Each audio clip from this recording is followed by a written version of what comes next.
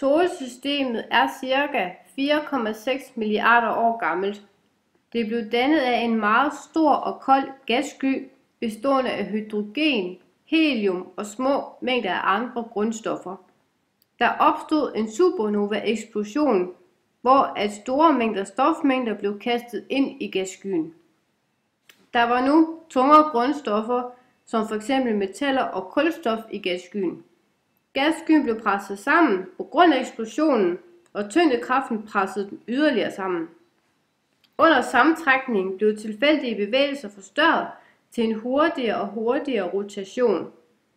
Den protoplanetiske skive opstod.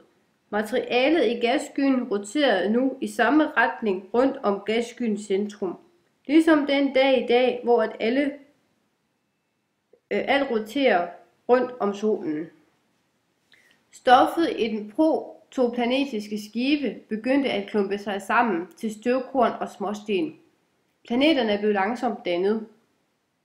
Sammenstødet opvarmede materialet, og planeterne blev opvarmet indefra på grund af radioaktive processer. Det dannede de kugleformede planeter. I planetens indre kan man sige, at temperaturen nåede jernets vendepunkt.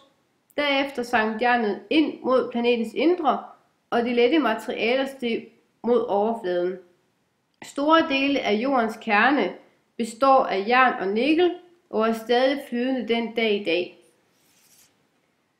99% af stoffet i den oprindelige gassky samlede sig i solsystemets centrum og dannede solen.